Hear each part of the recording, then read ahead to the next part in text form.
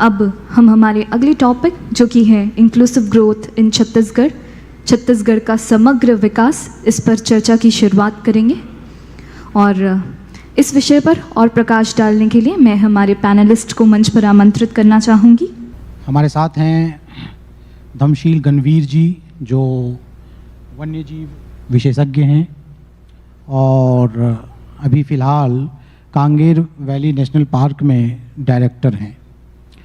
हमारे साथ हैं राहुल कुमार सिंह जी, जो पुरातत्व विशेषज्ञ हैं और छत्तीसगढ़ सरकार में पुरातत्व विभाग के डिप्टी डायरेक्टर रहे हैं। हमारे साथ हैं प्रदीप शर्मा जी, जो मुख्यमंत्री के योजना नीति सलाहकार हैं, कृषि और ग्रामीण विकास से संबंधित। हमारे साथ हैं श्री राकेश चतुर्वेदी जी, जो मुख्य वन संरक्षक रहे हैं छत्तीसगढ़ के और अभी छत्तीसगढ़ राज्य जैव विविधता बोर्ड के अध्यक्ष हैं। हम इन सब से जानेंगे कि छत्तीसगढ़ जिस तरह से वन संपदा में भरपूर राज्य है और इसकी एक विरासत धरोहर है इस राज्य में, उस क्षेत्र में राज्य में क्या विकास की संभावनाएं हैं और क्या अवसर हैं।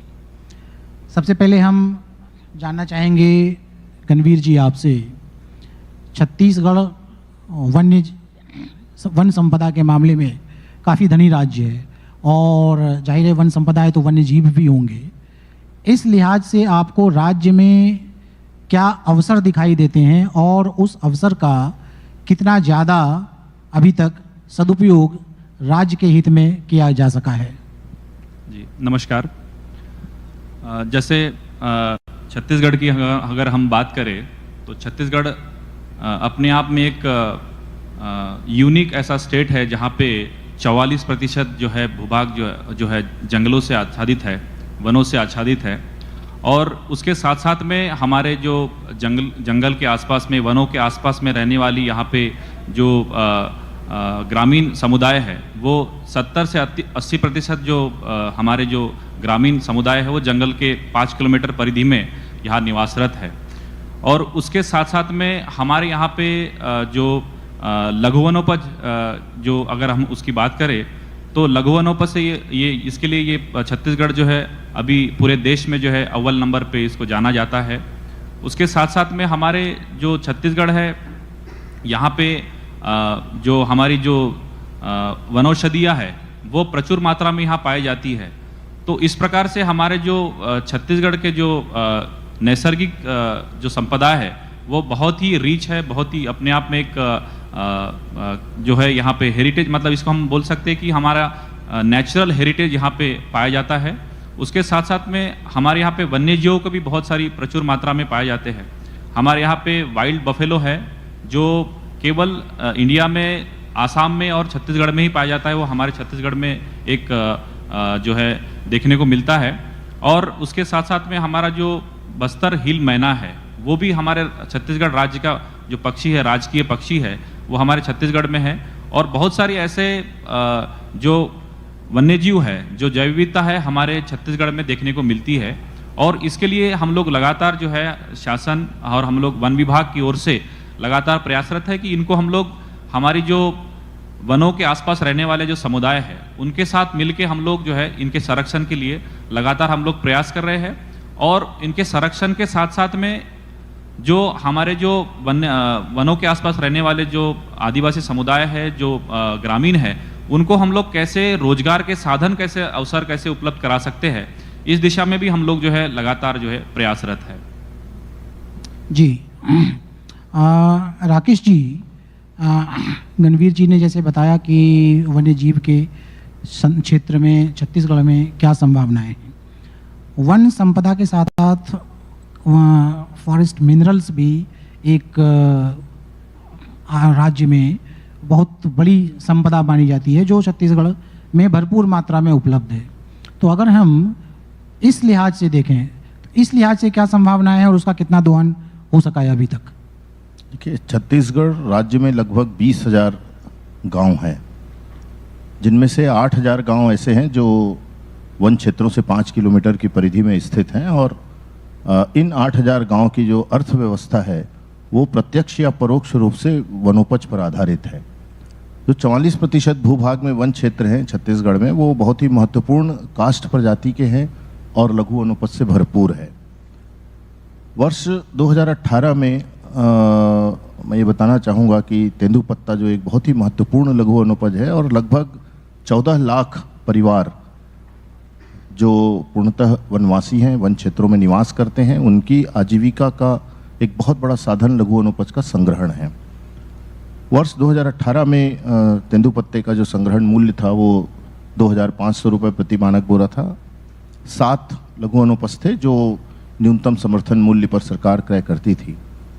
वर्ष 2019 में राज्य सरकार ने तेंदुपत्ते का जो संग्रहण मूल्य है उसको बढ़ाकर 4,000 रुपये किया और जो लघु वनोपज है, वन औषधियाँ हैं, उनके संग्रहण, प्रसंस्करण, मार्केटिंग, पैकेजिंग, ब्रांडिंग, इस सब को लेकर के एक निश्चित सोची समझी रणनीति के अंतर्गत काम करना शुरू किया और आज वर्तमान में करीब 39 लघु वनोपज ऐसे हैं जो केंद्र सरकार के द्वारा निर्धारित न्यूनतम समर्थन मूल्य पर क्रय किए जाते हैं और 28 लघु वनोपज ऐसे हैं जिनका न्यूनतम समर्थन मूल्य राज्य सरकार ने डिक्लेयर किया है, जिसमें मिलेट है, रैली कोसा है, अमचूर है, जामुन है, ऐसे बहुत सारे वनोपज हैं। और वर्तमान में लगभग 67 लघु वनोपज ऐसे हैं जो न्यूनतम समर्थन मूल्य पर सरकार क्रय कर रही है।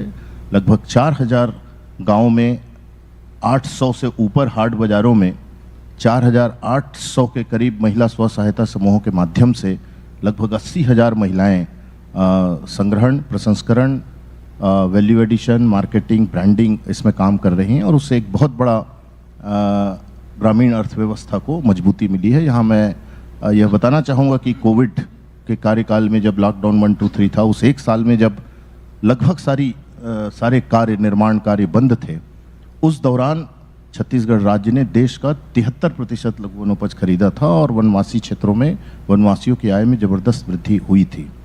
इसके लिए राज्य सरकार ने वर्तमान में IIT कानपुर है, CFTRI मैसूर है, Indian millet research institute Hyderabad है, IIT BHU है, इनके साथ में हमने मेमोरेंडम ऑफ अंडरस्टैंडिंग साइन करके किस तरह से हम उनके जो प्रोसेसिंग है, जिसको सस्टेनेबल नॉन डिस्ट्रक्टिव कलेक्शन और उसके बाद में उसमें वैल्यू एडिशन करके उसके किस तरह से हम ब्रांडिंग और पैकेजिंग करें जिससे उसको मार्केट में अच्छा प्राइस मिले। और ये पूरी व्यवस्था जो है वो एक डिजिटल प्लेटफॉर्म पर अवेलेबल है और वो सारा का सारा पैसा जो वनवासी संग्राहक है उनको वापस चला जाता है।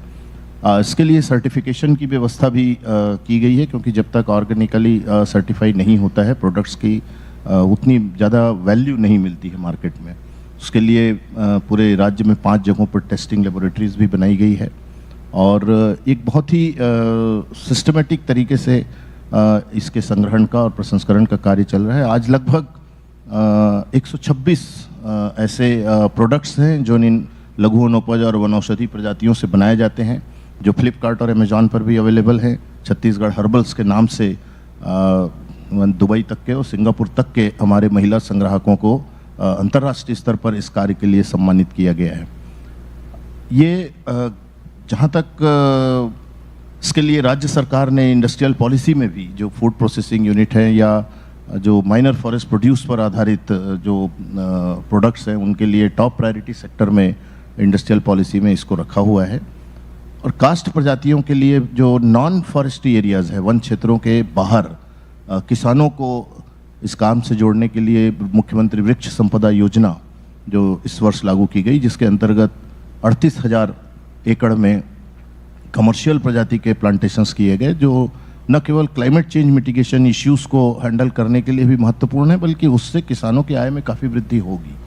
और इसमें राज्य सरकार ने लगभग 58 कास्ट प्रजातियां ऐसी हैं जिनको कटाई की अनुमति से फ्री किया है, उनको ट्रांजिट परमिट की अनिवार्यता से मुक्त किया है। इसके अलावा जो लैंड रेवेन्यू कोड है या फॉरेस्ट ट्राइबल इंटरेस्ट एक्ट जो है, उसमें बहुत सारे महत्वपूर्ण संशोधन किए हैं, जिससे कि किसानों को कमर्शियल ट्रीज़ के प्लांटेशन करने के बाद जब उनको कटाई करने का अवसर आए या बेचने का अवसर आए या उसको परिवहन की ज़रूरत पड़े, तो उस समय नियम कायदे कानूनों के जंजाल में उसको न उलझना पड़े, इसलिए इन सारे नियमों का राज्य सरकार ने सरलीकरण किया है। जी। और प्रदीप जी, जो बताया अभी राकेश जी ने, एक बड़ी चुनौती है कि जो वनोपज है उसमें ग्रामीणों और उत्पाद के बीच में बिचौलिए नहीं आ जाए, और इस समस्या से निपटने के लिए क्या किया जा सकता है और क्या हो रहा है? एक बहुत महत्वपूर्ण जानकारी जो राकेश भैया ने दी है, उससे भी थोड़ा सा उसको मैं फैलाता हूँ, क्योंकि आपका प्रश्न बहुत बड़ा है। बिचौलियों को लेके जो अभी तक चीज़ें हुई थी, ये इसलिए होती थी कि सरकार का कोई एमएसपी नहीं होता था। जब सरकार ने एमएसपी की घोषणा शुरू की और 7 लघु वनोपज जो खरीदे जाते थे वो बढ़ के 67 जब वनोपज में आ गई बात, जैसा मुख्यमंत्री जी बता रहे थे, तो हम पूरे देश के जितने लघु वनोपज खरीदे जाते हैं उसके 2/3 वनोपज अकेले छत्तीसगढ़ में खरीदे जाते हैं, 75%। दूसरा, जब हमने महुए का रेट 40 रुपये रखा तो बाज़ार में उसका रेट जो पहले 16-17 रुपये होता था सीधा बढ़ के 50 रुपये हो गया। तीसरा उदाहरण, जब हम लोगों ने मिलेट्स की खरीदी शुरू की कि सीएम साहब ने कि मिलेट खरीदना पड़ेगा, क्योंकि जब तक आप गारंटी नहीं दोगे खरीदने का तब तक वो रकबा बढ़ेगा नहीं। एक तरफ नालों में पानी आ गया, नरवा गरवा गुरवा बाड़ी जो योजना है उसके तहत 12,000 नाले लगभग रिवाइव हो गए, उसके किनारे मिलेट्स बोए जाने लगे। जैसे ही हम लोगों ने कहा तो अधिकारियों ने बोला कि सर मिलेट्स खरीद के बेचेंगे कहाँ? सीएम साहब ने कहा आप खरीदिए। पहले साल लगभग 27,000 क्विंटल मिलेट्स खरीदे गए।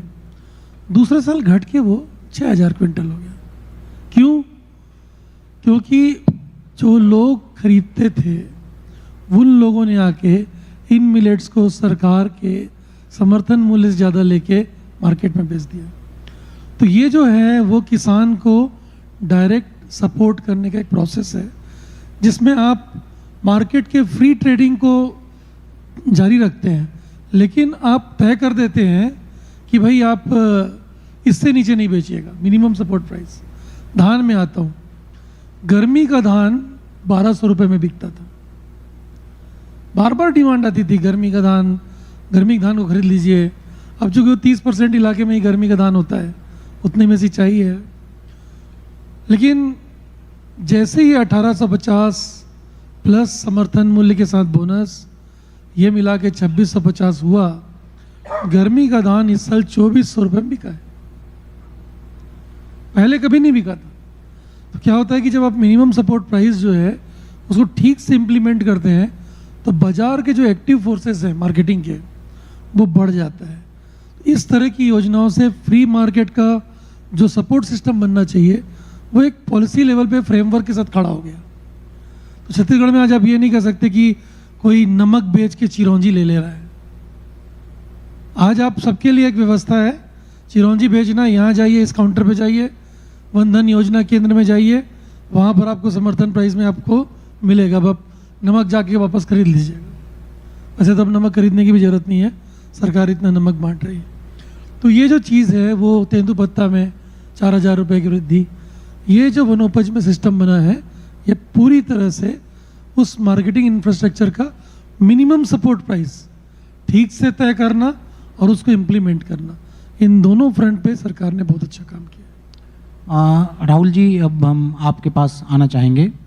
जो पुरातात्विक धरोहर है वह एक सांस्कृतिक विरासत का प्रतीक है, और अगर उसका अच्छे से विकास नहीं हो तो एक जो राज्य को हीन बताया जाता है, जो अभी कुछ दिन पहले बात हो रही थी, तो उसका असर इस पर पड़ता है। और अगर उसका विकास सही तरीके से हो जाए तो फिर राज्य की सांस्कृतिक विरासत के रूप में समृद्धि सामने आती है। तो पुरातत्व के हिसाब से अगर आप देखते हैं तो छत्तीसगढ़ में क्या ऐसा है जो अभी भी उभर कर नहीं आया है और उसको सामने लाए जाने की ज़रूरत है? एक तो सबसे पहली बात जो आपने कही कि होता यह है कि सभ्यता या संस्कृति को कई बार विकास का हमारा जो आमतौर से मानक या मान्यता होती है वो बहुत शहरीकरण, बाजारीकरण, मशीनीकरण, औद्योगिकरण, इस तरह की हमारी मान्यता विकास को लेकर होती है।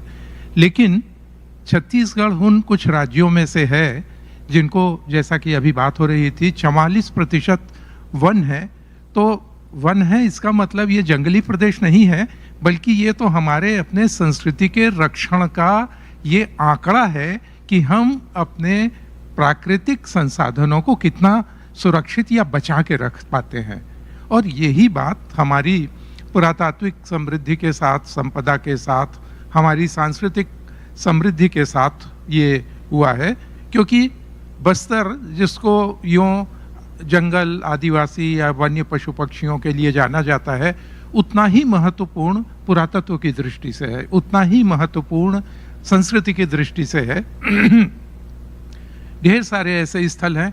5वीं शताब्दी का बौद्ध स्ट्रक्चरल संरचनात्मक चैत्य है जो देश का दुर्लभतम उदाहरण 5वीं शताब्दी का बौद्ध, ये भोंगापाल में नारायणपुर से अंदर।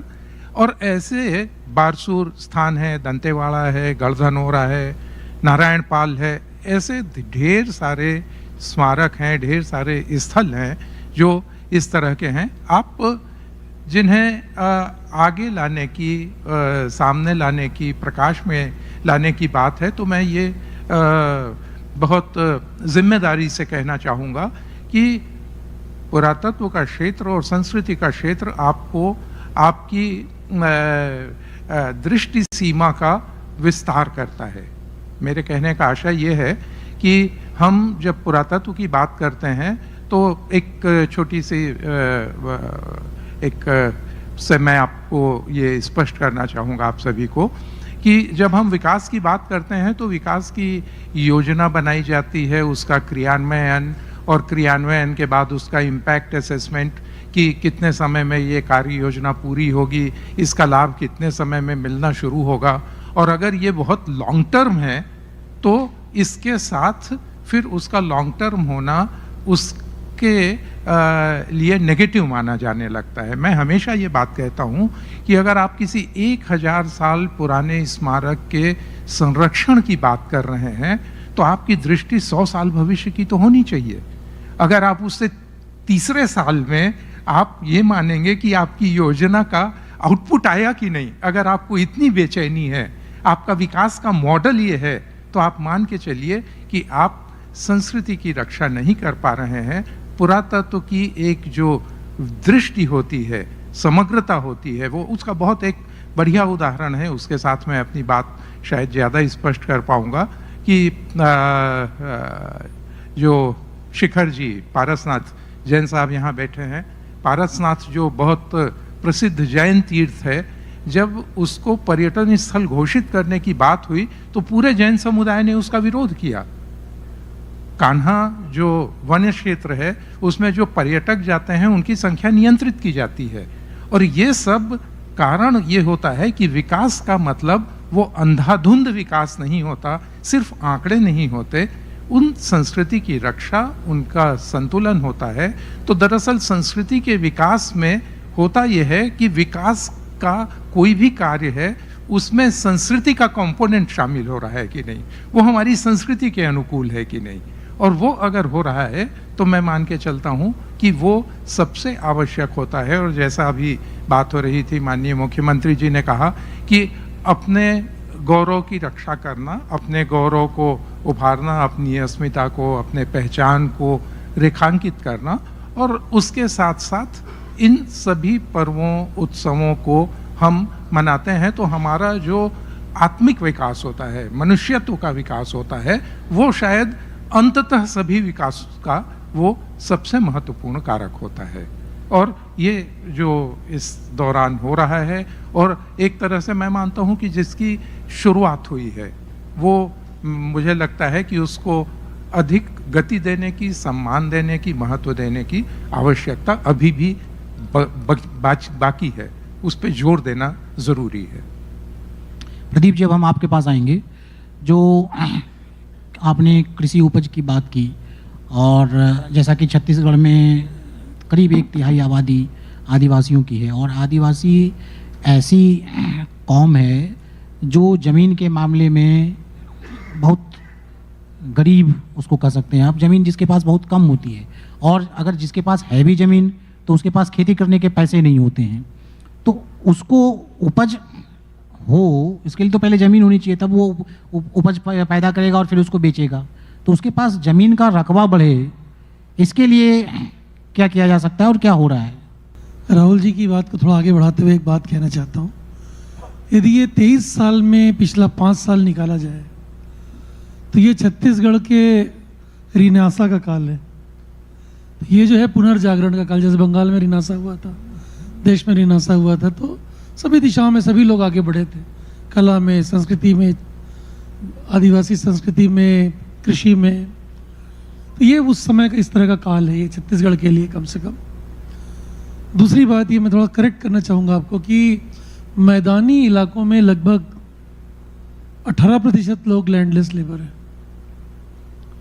दूसरा, करीब 57% लोग जो हैं वो मार्जिनल और स्मॉल फार्मर्स, जिनकी लैंड होल्डिंग जो है 2 एकड़ से कम है, 2.5 एकड़ से कम है।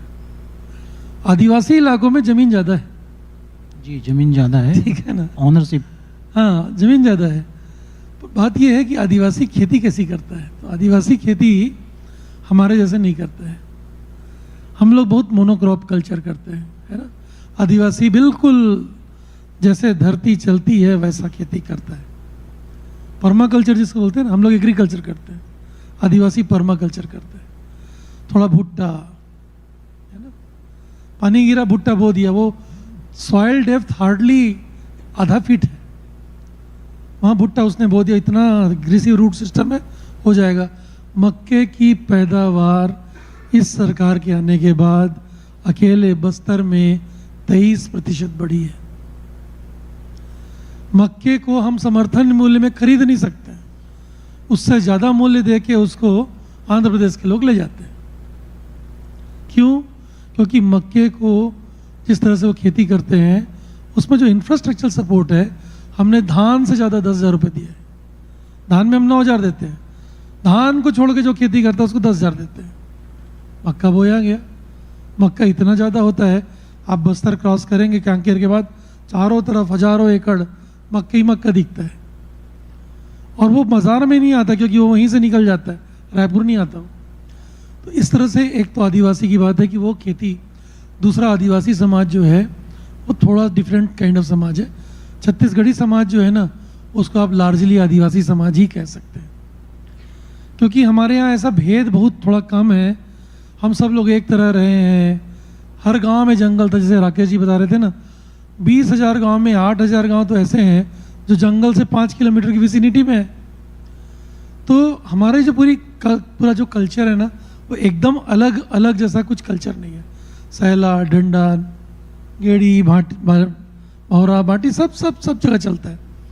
इसमें सबसे अच्छी चीज़ क्या है कि जो 3-4 महीने किसानी करता है, वो 3-4 महीने किसानी कर लिया, 3-4 महीने किसानी के बाद वही आदमी कारीगर में बदल जाता है। किसान जो है वो कारीगर बदल जाता है।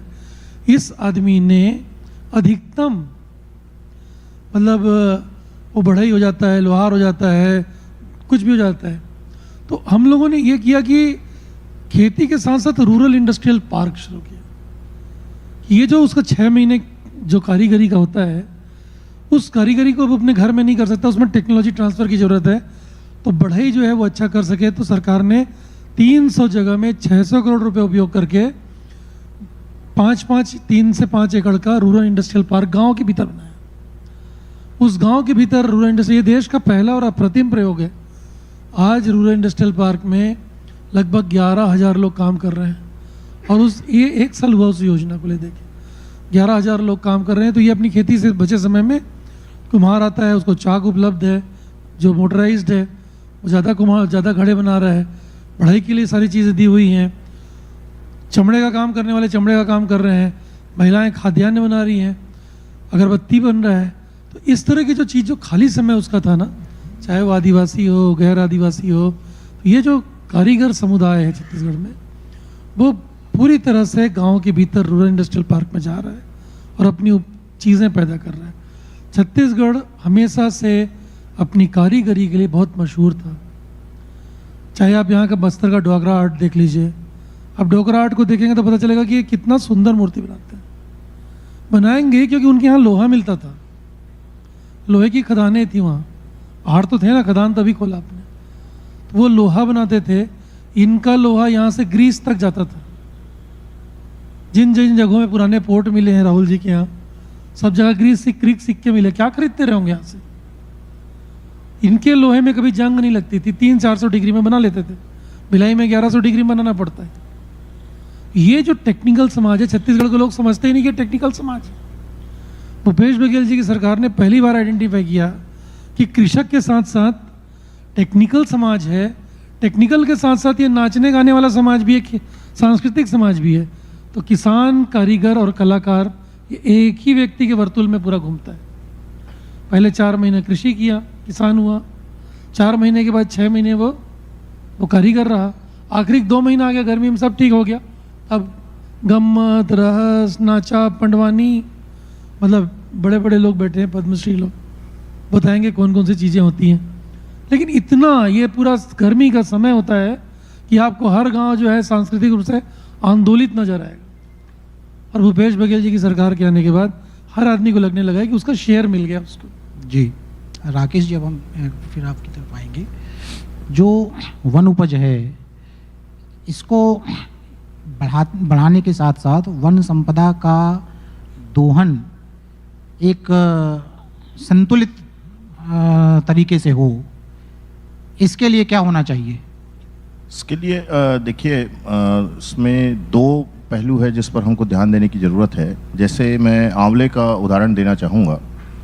पहले ये होता था कि ग्रामीण प्रतिद्वंद्विता में कि दूसरे गांव वाला पहले ना खरीद ले, ये सोच करके वो सितंबर अक्टूबर के महीने में आंवला तोड़ लेते थे।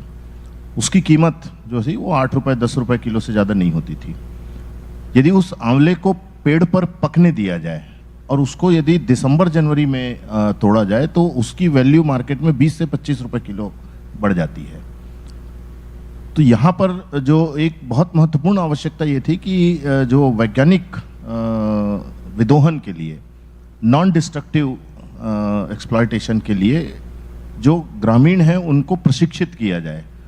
पिछले 4 सालों में प्रति वर्ष लगभग 15,000 हम लोगों को प्रशिक्षण का कार्यक्रम राज्य लघु अनुपज संघ के द्वारा प्रारंभ किया गया है, जिसमें हम जो लघु अनुपज संग्राहक हैं उनको यहाँ रायपुर में, जगदलपुर में, अंबिकापुर में उन्हें इस बात का प्रशिक्षण दिया जाता है कि किस तरह से वैज्ञानिक विदोहन किया जाए। दंतेवाड़ा का एक उदाहरण मैं आप लोगों को बताना चाहूँगा कि महुआ, जैसे सामान्यतः महुआ यदि शब्द मैं कहता हूं तो लोगों के मस्तिष्क में एक ही चीज़ आती है, महुआ से शराब बनती है। आप लोगों को ये जान करके आश्चर्य होगा कि विगत 4 वर्षों में हम लोगों ने महुआ से कम 11 प्रोडक्ट बना रहे हैं। हम महुआ से निर्मित सैनिटाइज़र का तो आपने कोविड के कार्यकाल में सुना होगा। जशपुर के उस महिला स्व सहायता समूह ने पिछले 3 साल में 1 करोड़ से ऊपर का टर्नओवर प्राप्त किया है। महुआ का अचार बन रहा है, महुआ का लड्डू बन रहा है, महुआ से कुकीज़ बन रही है, महुआ से शरबत बन रही है। अब इस महुआ को जब वो पेड़ से ज़मीन पर गिरता है और उसके बाद यदि आप उसको कलेक्ट करते हैं तो उसकी वैल्यू में, और ज़मीन पर गिरने से पहले यदि उसको कलेक्ट कर लिया जाए तो उसकी वैल्यू में ज़मीन आसमान का अंतर होता है। जो महुआ पेड़ से टपक करके ज़मीन पर गिरता है वो 35 रुपये 40 रुपये किलो उसका रेट है। लेकिन उसी को अभी हमने दंतेवाड़ा में पिछले वर्ष ये प्रयोग किया था कि हम महुआ के पेड़ों के नीचे हमने नेट लगाया था और हमने उसको नेट पे कलेक्ट किया ज़मीन पर गिरने के पहले, जिसको हम फूड क्वालिटी महुआ कहते हैं। वो 250 रुपये किलो में इंग्लैंड की एक कंपनी ने लिकर बनाने के लिए MOU साइन किया और उन्होंने खरीदा है उसको। तो ये जो एक उसके लघु अनुपज के साइंटिफिक संग्रहण प्लस नॉन डिस्ट्रक्टिव हार्वेस्टिंग, कि हमारा उद्देश्य ये है कि लघु अनुपज यदि ग्रामीणों की अर्थव्यवस्था में उनके आय का एक प्रमुख स्रोत है तो उसकी निरंतरता को बनाए रखना भी आवश्यक है। और इसीलिए राज्य सरकार के वन विभाग ने इन लघु वनोपज के संग्रहण, संवर्धन और विकास, इन तीनों के लिए एक समन्वित योजना बनाई है जी कि जहां जहां ये लघु वनोपज है उनको हम किस तरह से रिप्लेनिश करें। जी। ये इस पर भी सरकार काम कर रही है।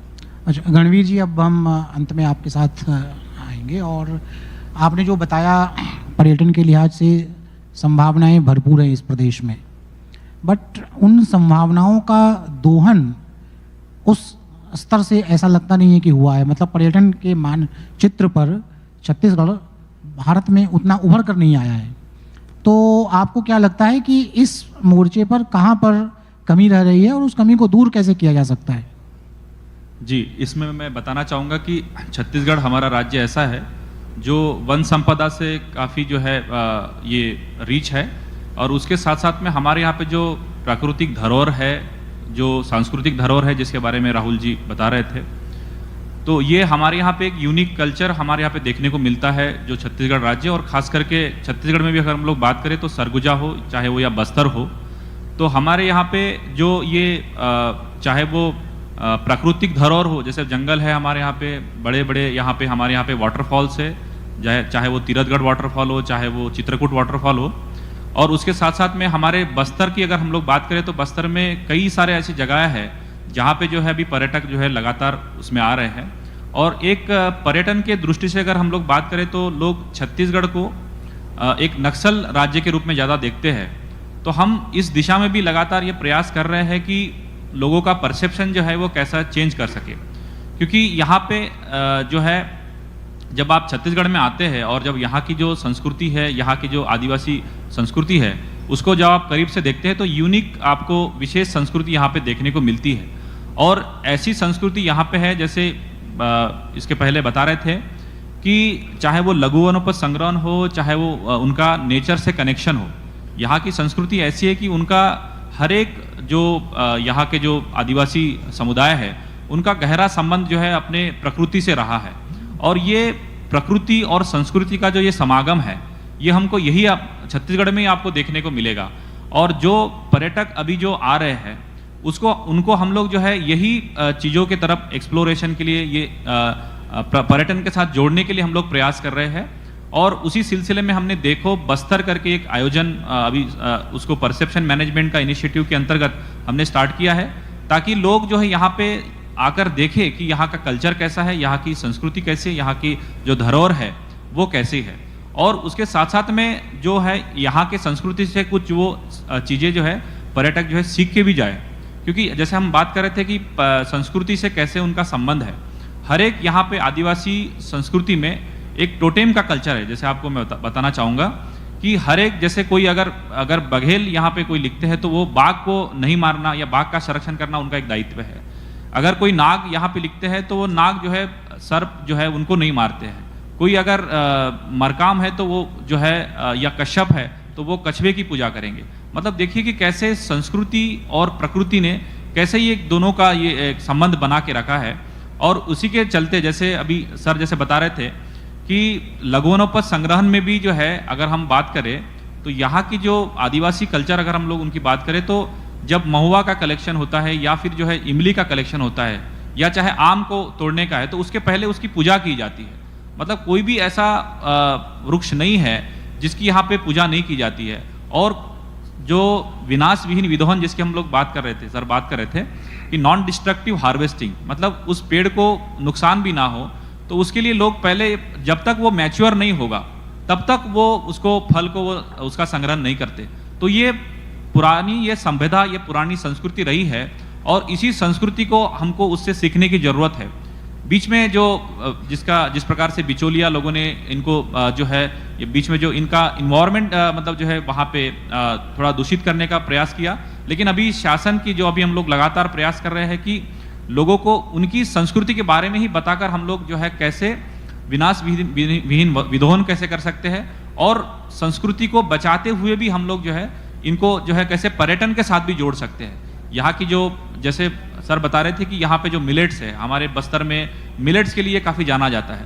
तो एग्रीकल्चर टूरिज्म हो, चाहे वो नेचुरल टूरिज्म हो या चाहे वो कल्चरल टूरिज्म हो, यहाँ पे संभावना इतनी है कि मतलब यहाँ की जो इकोनॉमी है वो टूरिज्म बेस्ड इकोनॉमी की तरफ भी हम लोग जा सकते हैं, और उसके लिए हम लोग लगातार प्रयास भी कर रहे हैं। केवल लोग जो है छत्तीसगढ़ के अलावा लोग शिमला, मनाली या राजस्थान ऐसे राज्यों में जाते हैं जहाँ पे टूरिज्म बेस्ड ही इकोनॉमी है मेनली, लेकिन हमारे छत्तीसगढ़ को भी उस दिशा में ले जाने के लिए भी हम लोग अभी अग्रसर है, और माननीय मुख्यमंत्री जी और शासन की ओर से भी जो योजनाएं चलाई जा रही है टूरिज्म को प्रमोट करने के लिए, उसके लिए हम लोग प्रतिबद्ध है। और यहाँ की जो संस्कृति है, यहाँ की जो धरोहर है, उसको बचाते हुए हम लोग प्रयास कर रहे हैं कि टूरिज्म को बढ़ावा मिले। और इसी दिशा में हम लोग बस्तर में होम स्टे का कल्चर अभी डेवलप हो रहा है, जहाँ पे पर्यटक लोग आकर यहाँ पे आदिवासी संस्कृति के साथ में अपने करीब होते हुए, मतलब संस्कृति को आप करीब से देख सके, इसके लिए भी प्रयास लगातार किए जा रहे हैं जी। और हम लोग जो है इसमें प्रतिबद्ध है जी। तो जमीन और जंगल को जोड़ते हुए किस तरह से आदिवासी समुदाय की, और जैसा कि प्रदीप जी ने कहा कि पूरा छत्तीसगढ़ समाज एक तरह से आदिवासी समाज ही है, तो पूरे छत्तीसगढ़ की विकास यात्रा को एक गति दी जा सकती है, और उस यात्रा को गति देने में जो चुनौती है, उन चुनौतियों के बारे में भी हमने जाना, और शायद छत्तीसगढ़ की सरकार उन चुनौतियों पर काम करे और छत्तीसगढ़ की जनता को विकास की ओर ले जाए। आप सभी का बहुत बहुत धन्यवाद।